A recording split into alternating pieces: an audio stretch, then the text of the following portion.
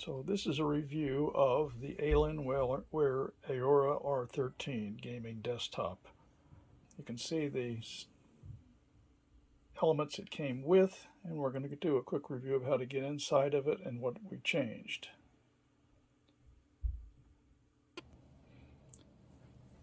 This is probably one of the best designed gaming desktops that I've ever seen. The chassis is really reinforced well. Really has great appearance, and as you'll see when I turn it on, it has some great visuals on it too. First, let's take a look inside. To get into it, you unscrew this,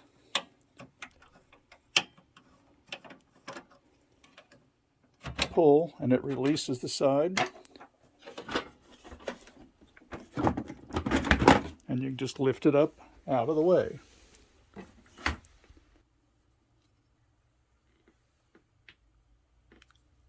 Some of the elements that you'll find, this is where the hard disk drive is. There's an area down here where you could put another 2.5-inch drive. It comes with a 1 terabit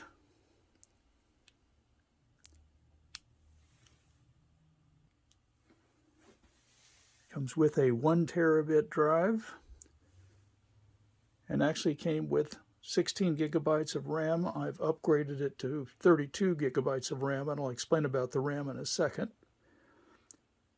Water-cooled i7, and of course the GeForce RTX with 8 gigabytes of memory. A couple of nice things about this chassis design is the card is supported here by part of the chassis right there, so you don't have to worry about it vibrating up and down.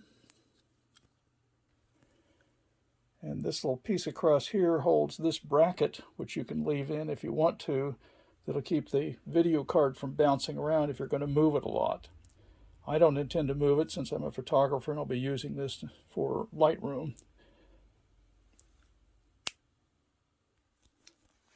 If you're going to add another drive to it, or if you're going to add anything else, you have to buy some cables. They did not include any extra data cables. That's where they attach right there.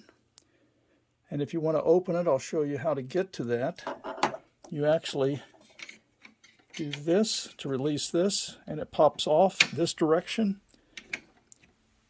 And you've got the whole access to everything in there. Very easy to do. Very well designed.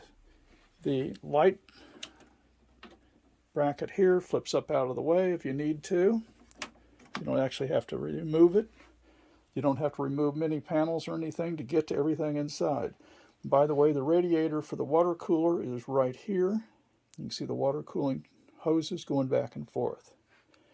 Okay, now let's take a look at what it looks like.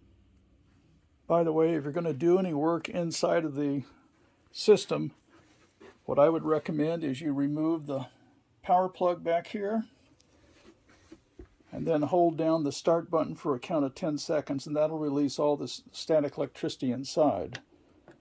Right now I'm just going to fire it up.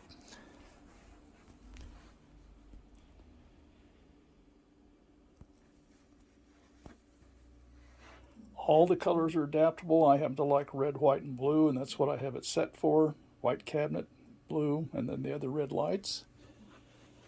The memory that I bought, which I added to this, I'll explain in a minute why there's only 2 sticks in there. It happens to have LEDs on top of it, which the sticks that came with it didn't have.